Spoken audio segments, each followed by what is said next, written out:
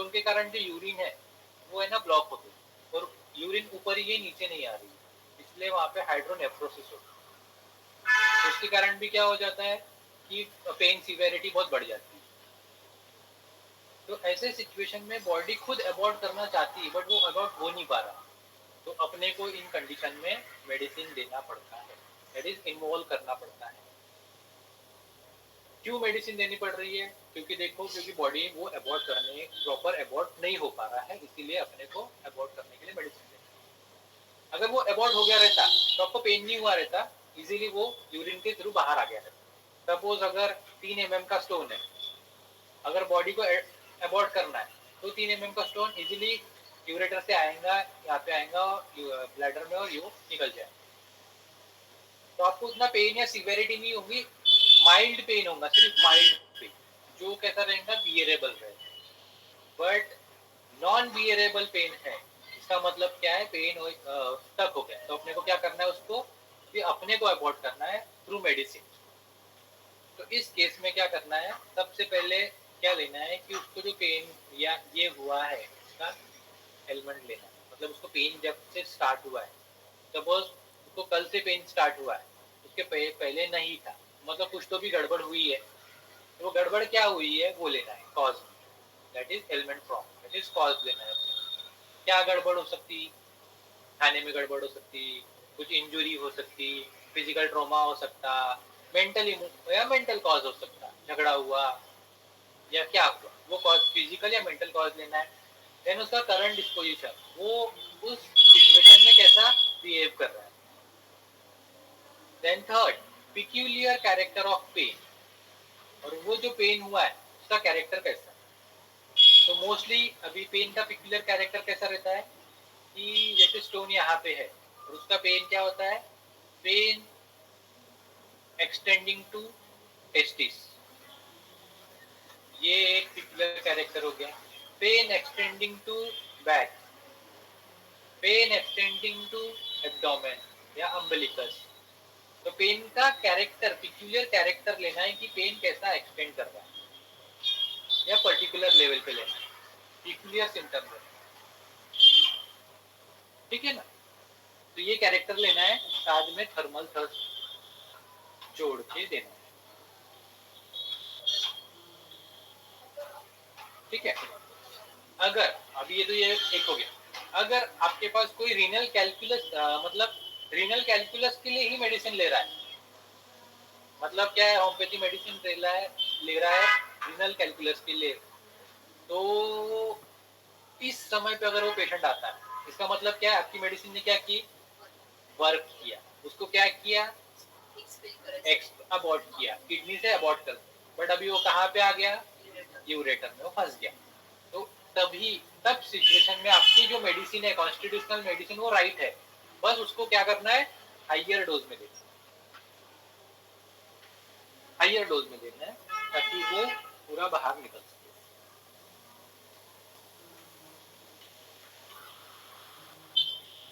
ठीक है। अगर वो फ्रेश आ रहा है, आपके पास फ्रेश आ रहा है, तो फिर आप ये अप्रोच से जाना, पर्टिकुलर पेन लेना, उसका कैरेक्टर, करंट डिस्पोजिशन और कॉज, फिर उसको मेडिसिन देके वो अबॉर्ट होगा। अगर एग्जिस्टिंग पेशेंट है, आपको ऑलरेडी आपने कॉन्स्टिट्यूशनल मेडिसिन दी है, तो आप कॉन्स्टिट्यूशनल मेडिसिन से हायर डोज में दें। इफ अगर हायर डोज से भी नहीं निकलता है, देन ये प्रोसेस फॉलो करना, क्योंकि क्या होता है, कभी कभी क्या होता है, वो स्टोन है ना ऑलरेडी यूरेटर में रहता है, आपकी मेडिसिन देने के बाद वो स्लाइटली हिलता है, तो फिर आप हायर पोटेंसी दोगे तो वो निकलेगा नहीं, तो आपको फिर ये प्रोसेस फॉर्म करके उसको, दैट इज एक्यूट मेडिसिन देना पड़ेगा। इसीलिए स्टोन कहाँ पे है, स्टोन का साइज क्या है, वो ज्यादा इंपॉर्टेंट हो जाता है ऐसे, ठीक है। देन अभी अपन एक केस लेंगे, that is case of asthma. कब से है, 8 स्टैंडर्ड से और कंप्लेंट 2 साल से बढ़ गई है। ठीक है, तो अस्थमा में क्या हो रहा है, तो अपने को है ना सबसे इम्पोर्टेंट रहता है, अगर पेशेंट अपने पास मोस्टली होम्योपैथी के पास तो डायग्नोसिस करके आता है, बट अगर डायग्नोसिस करके नहीं आए तो अपने को डायग्नोसिस करना भी बहुत ज़रूरी हो जाता है, specially asthma, chronic bronchitis, pneumonia, COPD, ILD ऐसे केसेस। ठीक है, तो पेशेंट को अस्थमा है, पेन होता है चेस्ट में एंड बैक में, घबराहट फील होता है, कफ बाउट्स में आते हैं, वीकनेस आता है, इन थ्रोट्स में क्या होता है, म्यूकस सिक्रीशन ज़्यादा हो जाता है, एग्रेवेशन किससे है, दैट इज डस्ट से है, एक्सर्शन से है, टॉर्सिंग से है, और एमुलरेशन किससे है, रेस्ट से। और ऑस्कल्टेशन से अपन ने चेक किया तो क्या है, वीजिंग साउंड है, that is right more than left, तो राइट में ज़्यादा है मोर देन लेफ्ट। एक्सरे में भी क्या मिला है, ब्रोंकोवास्कुलर मार्किंग ज़्यादा मिला है, दैट इज क्रॉनिक ब्रोंकाइटिस और अस्थमा में उन्होंने क्वेरी दी। ठीक है, तो chronic bronchitis and asthma almost same हो जाते हैं एट अ पॉइंट पे। क्रॉनिक ब्रोंकाइटिस में फर्क ये रहता है कि आपको कोई तो भी एलर्जेंट मिलेगा, जैसे डस्ट से या फिर कोल्ड एयर से, आपको कुछ तो भी ट्रिगरिंग फैक्टर मिल जाता है क्रॉनिक ब्रोंकाइटिस में, अस्थमा में नहीं मिलता। अस्थमा में वो कभी भी हो सकता है। ठीक है, और अस्थमा में मोस्टली तब होता है जब वो अकेला रहता है या नाइट। ठीक है, देन फिजिकल जनरल हिस्ट्री में, पास्ट हिस्ट्री में रिकरेंट कफ कोराइजा था, फादर मदर को कुछ नहीं है, सिबलिंग, एक पेशेंट को एक सिबलिंग है, दैट इज पेशेंट एक नंबर है और सेकंड थर्ड को ब्रदर है। फिजिकल जनरल में एपेटाइट नॉर्मल, हंगर इंटॉलरेंस, क्या होता तो वीकनेस आता, फूड पर्टिकुलर नहीं है, डिजायर फॉर सॉर थिंग्स है, करेला पसंद नहीं, चिली थर्स्टलेस है इम्पोर्टेंट, कैंटी पर्सपिरेशन है, motion clear, urine normal, right handed. तो राइट हैंडेड है मतलब क्या है, राइट हैंडेड है, अपने को वीजिंग का मिली right side of the lung more than left, तो अपने को इसका मतलब क्या है, इसको right side of the cause है, राइट साइड कॉज है मतलब क्या, अभी क्या हो जाता है, ब्रेन है, ब्रेन में दो पार्ट होते हैं, तो जो राइट ब्रेन होता है वो लेफ्ट साइड की बॉडी को कंट्रोल करता है, और लेफ्ट ब्रेन जो होता है वो राइट साइड की बॉडी को कंट्रोल करता है। ठीक है, तो ये जो पॉइंट होता है इसको डेक्यूसेशन बोलते हैं, जहाँ पे नर्व क्रॉस होती है। तो जो राइट साइड होता है लेफ्ट साइड होता है, तो अगर राइट साइड कोई कॉज आता है, मतलब right side of the body affect होती है, तो इसमें जो कॉज रहते हैं हमेशा, that is father, husband, boss, in laws, ठीक है, वर्क, ऐसे ये सारी चीजें कॉज होते हैं, बिजनेस, कॉज में आपको ये सारी चीजें मिलेगी। वही अगर लेफ्ट साइड की बॉडी अफेक्ट होती है तो आपको मदर, ब्रदर, सिस्टर, ठीक है, चिल्ड्रन, होम, पेट, ऐसी सारी चीजों के कॉज मिलेगी। तो पेशेंट को राइट साइडेड चेस्ट ज्यादा है, इसका मतलब अपने को कॉज इसी में से कुछ तो भी मिलेगा। डस्ट डिफिकल्ट टू ब्रीथ, पेट्रोलिज्म, डिफिकल्ट टू ब्रीथ स्मेल से, न्यू मून में कफ इंक्रीज हो जाता है, noise irritation, touch irritation, travelling में headache and nausea, sleep normal, position on left side, dreams कैसे है, फियरफुल ड्रीम, तो वेकअप फ्रॉम द फियर। ठीक है, then mental history, mental history important हो जाता है क्योंकि अपने को कॉज फाइंड आउट करना पड़ता है, physical cause and mental cause. तो मेंटल कॉज आपको मेंटल हिस्ट्री में ही मिलेगा। मेंटल हिस्ट्री से आपको दो चीजें मिलती है, एक तो मेंटल कॉज मिलता है, देन उसका मिलता है डिस्पोजिशन। ठीक है, तो चाइल्डहुड अच्छा था, खेलना एंड पढ़ाई करने में अच्छा लगता था। पढ़ाई करना इसलिए पसंद था क्योंकि टीचर कैसे थे, कंफर्टेबल थे मेरे साथ, इसलिए मैं डेली स्कूल जाती थी। समझ जल्दी आता था टीचर ने जो पढ़ाया, और नहीं समझा तो मैं पूछ भी लेती थी। और फेवरेट सब्जेक्ट क्या था? Maths and English, that is languages पसंद है। ठीक है, at childhood not get what जो चाहिए रहता था वो नहीं मिलता था फैमिली से। ठीक है, at childhood not get what I want. हाँ, जो नहीं मिलता था, क्यों नहीं मिलता था? क्योंकि वो फ्रिक्वेंटली बीमार पड़ती थी। फ्रिक्वेंटली बीमार पड़ती तो क्या होता था, उसको बार बार दवाखाने ले जाते थे तो पैसा वहाँ ज़्यादा लगता था, इसलिए फैमिली वाले पैसा उधर ज़्यादा देते थे, इसलिए उसको जो चाहिए था वो लेके नहीं देते। तो अपन ने बचपन उसको अस्थमा भी देखे, कब से है? 8th स्टैंडर्ड से ही है। ठीक है, तो क्या हो गया कि बार बार बीमार पड़ने की वजह से क्या हो गया, इंटरेस्ट चला गया स्टडी में से। बचपन में क्या था, फियर ऑफ फादर था। फियर ऑफ फादर था बिकॉज वो कैसे थे, स्ट्रिक्ट थे, has to follow what he said. तो उन्होंने जो बोला वो फॉलो करना ही पड़ता था। उनको पसंद नहीं था टाइम पास करना, बाहर घूमना, तो वो हमेशा क्या करते थे, डांटते थे। और उनका डांटना भी कैसा रहता था, मारे जैसा रहता था। तो मुझे उनके आंख दिखाने से ही डर लगता था जब वो गुस्से में आते थे। Mother is also angry, she beat me not for doing household work. I want to go with friends and play with them.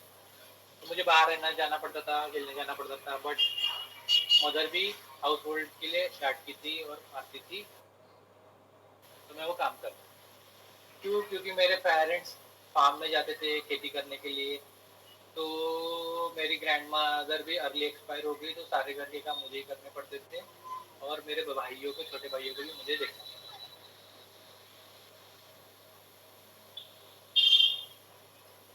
तो I does not like to talk much, मुझे ज़्यादा बात नहीं करती। Not like to share anything with anybody, मैं कुछ भी share नहीं करती। तो कुछ ही दोस्त है, और उनसे भी अभी क्या हो गया, डिस्कनेक्ट हो गया।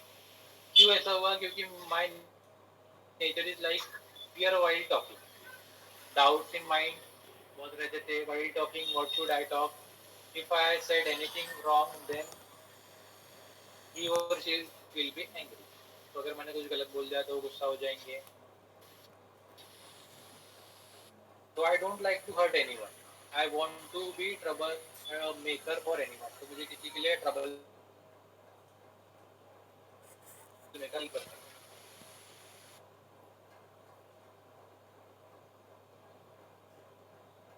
आई हैव फियर ऑफ मैन, मुझे आदमियों का डर है। क्यों? I don't want to face them और टॉक टू देम। क्यों? I don't know why, because my father nature. मुझे आदमियों का डर है because of my father nature, हो सकता क्योंकि वो बहुत स्ट्रिक्ट है, वो बहुत डांटते हैं। इसके वजह से अगर मैं जब भी आदमियों या किसी बड़े से बात करते हैं, I feel very anxious and start palpitation. अभी उसको सिंस चाइल्डहुड से तो अस्थमा है, लेकिन अभी 2 साल से बड़ा हुआ है, तो मैंने 2 साल के पहले का क्या कॉज है, इंसिडेंस है, वो देखिए। तो इसके लिए क्या देख रहे, my parents are start looking boy for marriage, लड़का देख रहे शादी के लिए। तो ये लोग स्मॉल विलेज में रहते हैं, यहाँ पे शादी जल्दी करते हैं, तो घर में गेस्ट आते हैं।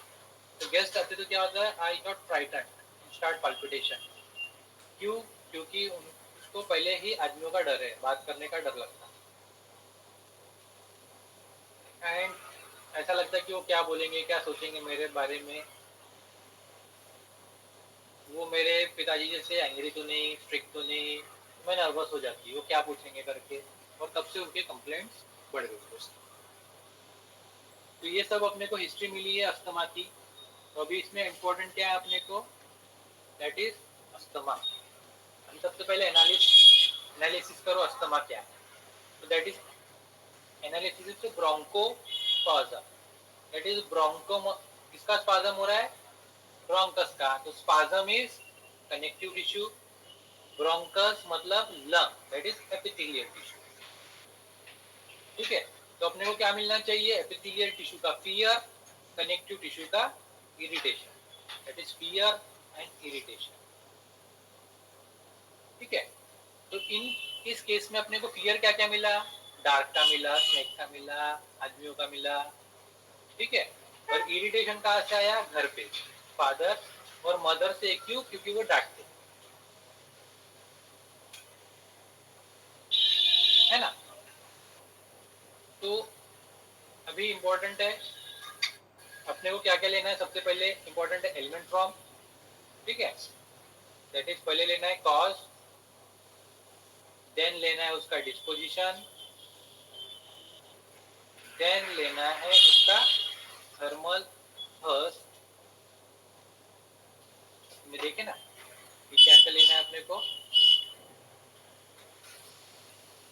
दैट इज पहले लेना है सबसे पहले कॉज।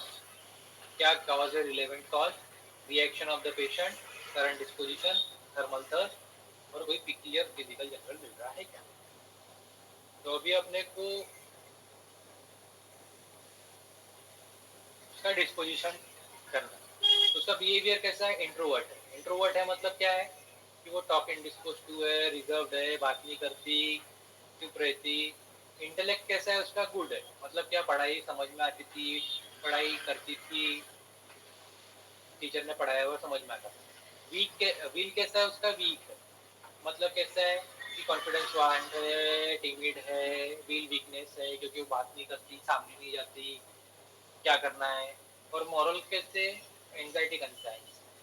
ठीक है, अभी क्यों है? क्योंकि उन्होंने क्या बोला कि मैं, मेरे वजह से किसी और को तकलीफ नहीं होनी चाहिए, दैट इज एंजाइटी कंसाइंस। तो अपन ने सबसे पहले कॉज लिए, तो दैट इज कॉज क्या लिए? Element from fear, fright. Fear, main cause क्या था उसको? फियर, क्योंकि वो लोग मुझे क्या क्वेश्चन पूछेंगे, 2 साल से अभी जो हो रहा है, क्या क्वेश्चन पूछेंगे, मैं उनको फेस कर पाऊंगी कि नहीं, होगा कि नहीं मुझसे आंसर देना। तो कांस्टेंट फियर है उसके माइंड में, तो element from fear. Then person का डिस्पोजिशन कैसा है? टिमिड है। टिमिड मतलब क्या हो जाता है कि उतना कॉन्फिडेंस नहीं होना कि सामने जाके कुछ बात करना, बोलना। ठीक है, तो उसका रिएक्शन कैसा है? मुझे बात ही नहीं करनी। टिमिडिटी के कारण उसका रिएक्शन कैसा है? बात ही नहीं करनी है। बात नहीं करनी मतलब टॉक इंडिस्पोज टू। ठीक है, ये 3 मेन है।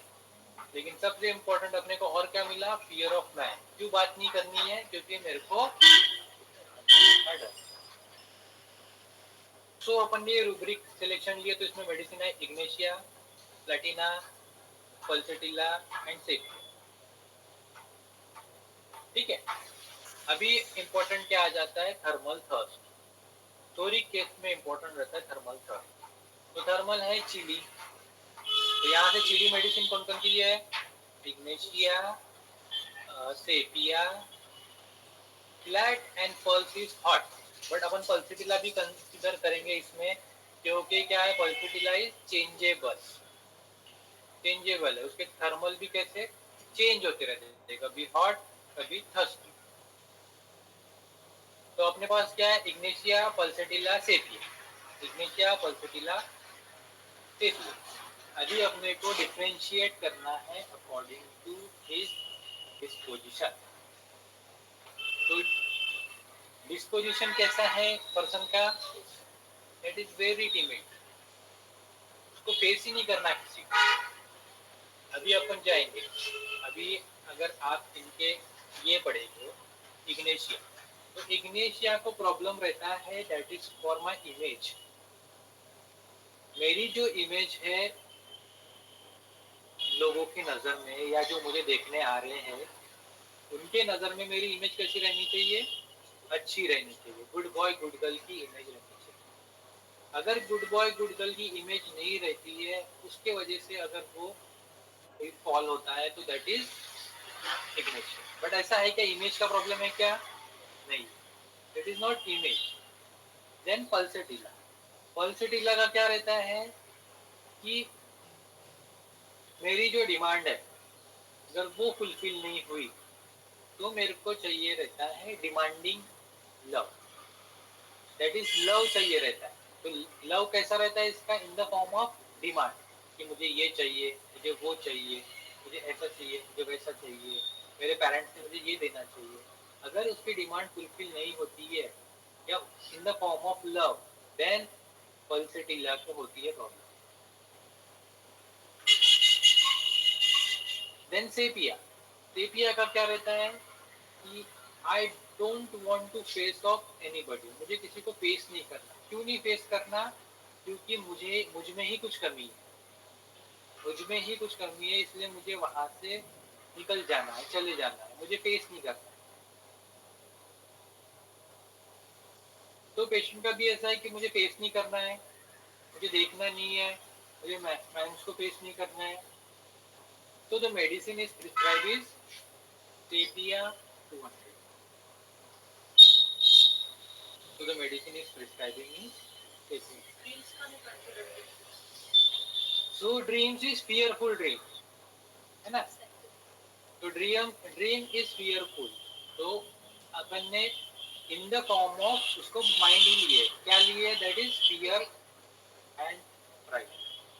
अपन ने ऑलरेडी एक माइंड का फियर लिया है, इसलिए अपन ने fearful dreams को कंसीडर नहीं। अगर आपको एक ही चीजें बार बार मिल रही होंगी तो उसमें से कोई भी एक चीज लेना है, सारी चीजें नहीं लेनी, क्योंकि सारी चीजें इंडिकेट एक ही चीज कर रही है, दैट इज फियर। ठीक है ना। तो अभी अगर आप इसमें देखोगे रूब्रिक्स में, तो दैट इज ब्रोंकस का अपन ने क्या लिए, फियर, और स्पाज्म का क्या लिए, दैट इज इरिटेशन। इरिटेशन किससे था, स्पेशली फॉर मैन, मैन के क्या है इरिटेशन, वो भी क्या है फियर ऑफ मैन। तो ब्रोंकोस्पाज्म, इसीलिए मेडिसिन को प्रिस्क्राइब की सेपिया। पहले मैंने उसको पल्सेटिला दिया था पेशेंट को, क्योंकि थी टिमिड, वीक, स्पेयर नहीं करना, बट पल्सेटिला देने के बाद कोई रिजल्ट नहीं, कोई चेंजेस नहीं। देन रेट्रोस्पेक्टिवली सेपिया में एवर्जेंट तो मैंने दिया, देन मैंने उसको प्रिस्क्राइब किया सेपिया। तो सेपिया देने के बाद उसको अच्छा रिजल्ट है।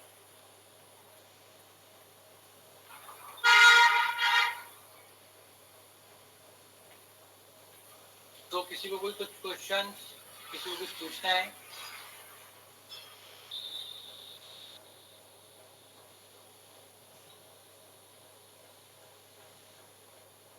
किसी को कोई पार्ट नहीं समझा होगा या किसी को कोई क्वेश्चन होगा वो पूछ। सर जो ड्रीम का है ना, ड्रीम थोड़ा डिटेल और बताइएगा सर। तो सोरा सिफिलिस साइकोसिस अभी नहीं सर, आज रहने दीजिए, उसका थोड़ा सा एक अलग सेशन ले लीजिएगा। सोरा सिफिलिस साइकोसिस ड्रीम जो, ठीक सर अभी बता दीजिए, कोई दिक्कत नहीं सर। जो ड्रीम्स होते हैं, देखो अपने माइंड, सबसे इम्पोर्टेंट पहले एक चीज बताता हूँ कि जैसे डिसीज होती है, दैट इज मैंने बताया कि इन्फ्लेमेटरी डिसीज, रिवर्सिबल डिसीज, जिसको अपन कंस्ट्रक्टिव डिसीज बोलते हैं, और irreversible disease, that is destructive disease. इसी को अपन ने बोला है सोरा, साइकोसिस, सिफिलिस। ठीक है। तो अगर किसी को सोरिक डिसीज आ रही है तो अपन उस पर्सन का माइजम ही कंसीडर करते हैं सोरिक। अगर किसी को कंस्ट्रक्टिव डिसीज आ रही है तो इसका अपन पर्सन को, उसके कॉन्स्टिट्यूशन को ही कंसीडर करते हैं साइकोटिक कॉन्स्टिट्यूशन। और किसी को डिस्ट्रक्टिव डिसीज आ रही है, सिफिलिटिक डिसीज आ रही है, तो उसके कॉन्स्टिट्यूशन को ही कंसीडर करते हैं सिफिलिटिक कॉन्स्टिट्यूशन। ठीक है। तो सोरिक ड्रीम्स या सोरिक कॉन्स्टिट्यूशन या सोरिक ड्रीम्स कैसे रहेंगे, dreams of daily routine. Daily routine मतलब डेली वर्क, डेली बिजनेस वाले आप जो कर रहे हैं, जो आपके साथ दिन भरे में, जो दिन में डे में हुआ या होने वाला है, उसको बोलते हैं सोरिक ड्रीम। जो आप एक्टिविटीज करते हैं, एक्टिविटीज रिलेटेड कोई भी ड्रीम्स आई तो उसको बोलते हैं सोरिक ड्रीम। जैसे एग्जांपल, कल मेरी एग्जाम है, पेपर है, और मेरे को पेपर में आ रहा है कि मैं पेपर लिख नहीं पा रहा हूँ, बट इट इज सोरिक ड्रीम। वो आपको नहीं लेना है। अगर आपकी एग्जाम नहीं है फिर भी आपको एग्जाम के ड्रीम आ रहे हैं, वो फिर वो ड्रीम्स हो जाते हैं PQRS, वो हो जाता है पिक्यूलियर ड्रीम। तो अगर आपकी डेली एक्टिविटी, डेली रूटीन के ड्रीम्स आ रहे होंगे, उसको सोरिक ड्रीम्स। साइकोटिक ड्रीम्स या साइकोटिक ड्रीम्स क्या रहते हैं? जो ड्रीम्स आपको, it is related with your future related. Future में क्या आता है? दैट इज मनी, या फिर कोई कंस्ट्रक्टिव चीज रिलेटेड रहेगा। कंस्ट्रक्टिव चीज मतलब दैट इज, अभी इसमें आएगा आपका पोजीशन, ठीक है, आपका एम, आपका मोटिव, ठीक है, इस चीज से रिलेटेड कोई रहेगा। फ्यूचर, इससे कोई चीज रहेगा। तो इसीलिए आप ऐसे समझ लीजिए कि कुछ तो भी फायदा या नुकसान, अगर ऐसे ड्रीम्स आएंगे फायदा या नुकसान वाले, उसको बोलते हैं psychotic dreams. Syphilitic dreams, syphilitic dreams आते हैं, वो ड्रीम्स बोलते हैं जो कुछ तो भी डिस्ट्रक्ट करके जाते हैं, डिस्ट्रक्टिव ड्रीम्स रहते हैं। जैसे मैंने बोला था फायर का ड्रीम, ठीक है, या मर्डर का ड्रीम, डेथ का ड्रीम, ठीक है, ये आपको ड्रीम रहेंगे सिफिलिटिक ड्रीम। फायदा नुकसान में क्या रहेगा? चोरी का ड्रीम, चोर का ड्रीम, उसको भी चुरा के लेके जाएगा, ये जो ड्रीम्स रहेंगे वो रहेंगे साइकोटिक।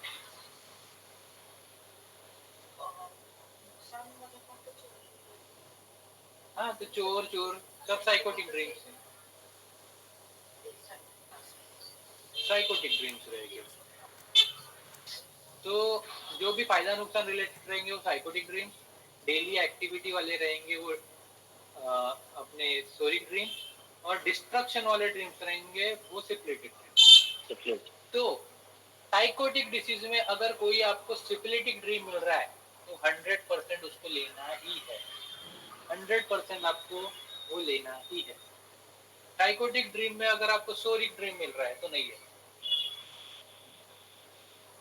वो लेना नहीं है, ठीक है।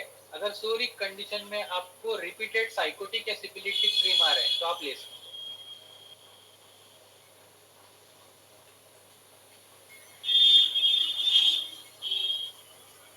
ठीक है।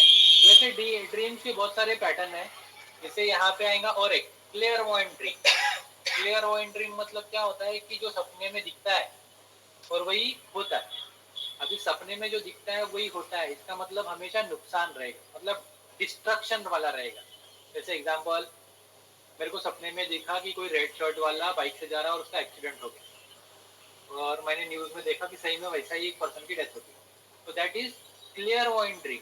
तो क्लियरवॉयंट ड्रीम हमेशा किसी से भी डिस्ट्रक्शन से रिलेटेड रहेगा, तो वो जो ड्रीम है वो सिफिलिटिक ड्रीम है।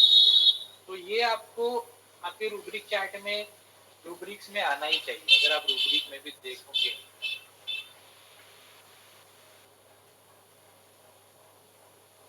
ड्रीम क्लियरवॉयंट, तो आपको मिलेगा ही मिलेगा ड्रीम क्लियरवॉयंट। अब ये डायरेक्टली रूब्रिक ले और आपको 100% ये लेना ही है, आप ऐसा समझिए। कोई आपको सिफिलिटिक डिसीज भी है तो भी लेना ही है, ठीक है ना। तो अगर डिस्ट्रक्टिव ड्रीम्स है तो आपको डिस्ट्रक्टिव ड्रीम लेना ही है। जैसे मैंने स्नेक का ड्रीम बताया, तो स्नेक का ड्रीम किसमें आएगा? कोई चुपके से आके आपको डैमेज करके जाएगा। मतलब क्या है? चुपके से आना है साइकोसिस, डैमेज करना है syphilis, that is psycho syphilitic dream है ये। तो साइकोसिक्लिटिक ड्रीम में मतलब आपको कोई तो भी साइकोसिक्लिटिक पैथोलॉजी आने वाली है। साइकोसिक्लिटिक pathology is that is autoimmunity हो गई या फिर कोई साइकोसिक्लिटिक डिसऑर्डर हो गया, ऐसे डिसऑर्डर आपको आएंगे। बट स्नेक का ड्रीम मोस्टली इंडिकेट करता है कि कोई तो भी चुपके से आपकी गड़बड़ करने वाला है।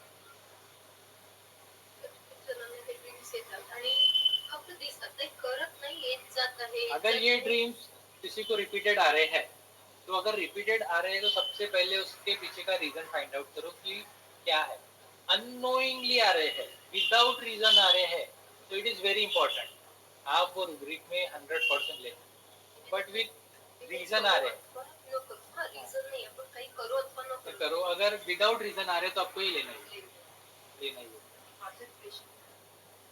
14-15 वर्षाची नेहा पोटामध्ये पाहिजे तर ते खूप मल्टीहेडेड स्नेक वगैरे ती तेव्हापासून तिला क्लिअर आणि ते स्क्रीन तिला बरेचदा दिसतं. तो इट इज नॉट इम्पोर्टेंट। अगर कुछ फियर है म्हणून इम्पॉर्टंट फियर इज इम्पोर्टेंट नहीं है। अगर वो रिकरेंस कुछ होने इंसिडेंट पण होने ती के बाद आता है 24 वर्षाची असून पण तिला ते दिसतं. म्हणजे तो हेडेड सबकॉन्शियस मेंबर एकदम अगर पैथोलॉजी है क्या, अगर उसको एपिथेलियल टिश्यू की पैथोलॉजी होगी तो इम्पोर्टेंट आहे नाही तर सगळं सोडून नहीं नहीं इम्पोर्टेंट। खूप सारे केसेस मध्ये म्हणजे अशा पण ड्रीम्स येतो की खूप जणांना की दात पडत आहे, एक ड्रीम मी खूप कॉमनली ऐकली हाँ, आहे. तो अभी हर ड्रीम है ना एक इंडिकेट करता है कि क्या हो रहा है। जैसे मैंने बताया कि ड्राउनिंग का ड्रीम हो गया, तो जैसे एग्जांपल हो रहा है किसी का टीथ फॉल हो रहा है, तो टीथ मतलब क्या होता है, अगर टीथ गिर रहा है तो टीथ गिर रहा है इसका मतलब क्या होता है, teeth is for teeth gives you a cut, cut मतलब दैट इज बाइटिंग चीजिंग, इसके लिए काम आता है। तो टीथ और gums it is indicate your decision, decision अपने को डिसीजन कैसा लेना है। तो वहां पे डिसीजन में हैम्पर आती है, आपके डिसीजन के इसमें क्या डिसीजन में डैमेज हो रहा है, ये प्रॉब्लम आएगी। तो टीथ इंडिकेट डिसीजन। इव्हन हे पण एक ड्रीम मी खूपदा ऐकलेलं आहे त्याच्याकडनं की म्हणजे सिच्युएशन नाही आहे अशी पण खूपदा रस्तेच नाही मिळत आहे म्हणजे आणि असं नाही आहे की एकाच सिच्युएशन मध्ये नाही, कोणतीही सिच्युएशन असेल मी एकदा पोहोचली पण जेव्हा मग मी परत त्या जागेवर जाण्याचा प्रयत्न केला तर मला ती जागाच नाही मिळत आहे. तो एक आता है ड्रीम ऑफ लॉस्ट, गुम हो गया मैं। तो ड्रीम ऑफ लॉस्ट मतलब क्या हो जाता है, गुम हो जाना मतलब क्या हो जाता है कि एट द पॉइंट आप जिस सिचुएशन में हैं या आपके जो रिलेशन है इसमें है, आपको समझ में नहीं आ रहा है कि क्या डिसीजन है। या फिर दूसरी चीज ये हो जाती है कि आपको घुमाया जा रहा है या फिर आपको रास्ते तक पहुंचना ही नहीं है, आपको खुद को नहीं पहुंच रहा या फिर आपको घुमाया जा रहा है, इसलिए आपको ड्रीम आया।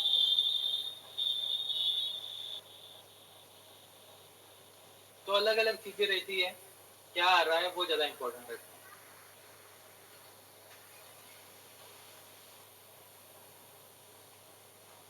ठीक है sir. Okay sir, thank you thank you. और कुछ सो इम्पोर्टेंट है होम्योपैथी में, दैट इज आपको सिर्फ एक ही चीज रखनी है इम्पोर्टेंट ध्यान में, कॉज एंड इफेक्ट। कॉज क्या है और इफेक्ट क्या आ रहा है। जो इफेक्ट आ रहा है वो कुछ ना कुछ आपको, इफेक्ट जो आ रहा है उसके पीछे का रीजन देखिए आप क्यों आ रहा है, और वो पीछे का रीजन देख के ही आपको उसके कॉज को ट्रीट करना। It is homeopathy is cause and effect relationship. Cause को देखिए, कॉज को ठीक कीजिए, और सबसे इम्पोर्टेंट हो जाता है कि वो क्या है। तो हमेशा आप जाइए कि क्या इंक्रीज हो रहा है, पैथोलॉजी क्या, इफेक्ट क्या आ रहा है, कौन सा टिश्यू इन्वॉल्व हो रहा है और कौन क्या इफेक्ट हो रहा है। अगर ऑर्थोपॉइड्स बढ़ रहे हैं तो आपको एक्यूट एक्सासर्बेशन वाली डिसीज ही मिलेगी। एक्यूट एक्सासर्बेशन है तो आपको ऑर्थोपॉइड्स मिलेगा। तो ऑर्थोपॉइड्स वो क्यों बढ़ रहे हैं उसके पीछे का रीजन देखो, दैट इज कॉज को देखो, कॉज को ट्रीट करो। ठीक है। तो और कुछ, किसी को कुछ और पूछना है?